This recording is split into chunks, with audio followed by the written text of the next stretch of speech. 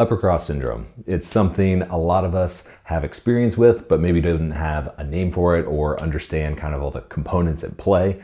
What it's going to present as is a forward head posture, shoulders are rounded forward, causes tension in certain muscles and weakness in other muscles. If that sounds anything like what you've experienced, let's dive a little bit deeper into it.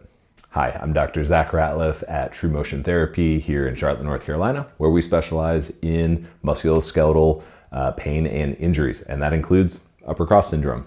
So let's get into it. Upper cross syndrome is a functional diagnosis. It's going to reflect the posture and tension throughout the muscles, and it can present as a medical diagnosis such as neck pain, tension headaches, jaw pain, mid-back pain, or even shoulder pain. So these are the components that can precipitate as those medical diagnoses. So like I mentioned earlier, this syndrome is going to present with this forward head posture. Those shoulders are going to round forward. The components at play here are going to be tension or tightness in the muscles of the upper traps, as well as the pec muscles in the front.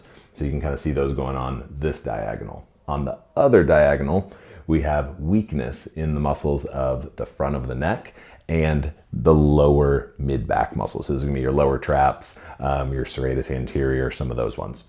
Now, the relationship between these two is if they're all kind of in equal unison, it keeps us nice and upright, stable, and mobile at the same time.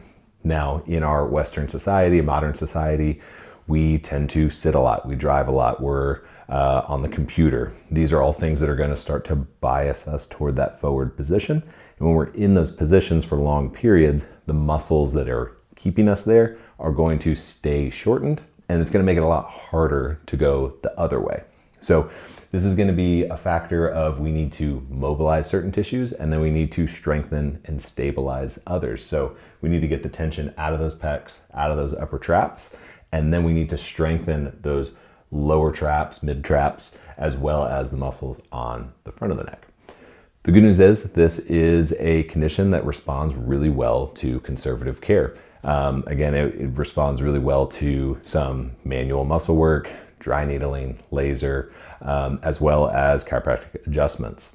So it's a let's loosen it up, but then let's stabilize and strengthen the right things. If this sounds like you or something you're experiencing, there's a couple things I would mention. One, be on the lookout for more videos on this topic from us, specifically from the standpoint of stretches and exercises that can help mediate it. And also to check out our website at TruMotionTherapy.com, where we have more videos, more resources, as well as the ability to schedule an appointment with one of our doctors. We would love to take an in-depth look at what you got going on, see if you are falling in that upper cross category, and then we can make a great plan to help mediate that, get you back doing all the things you love, feeling strong, feeling mobile, and ready to tackle your goals.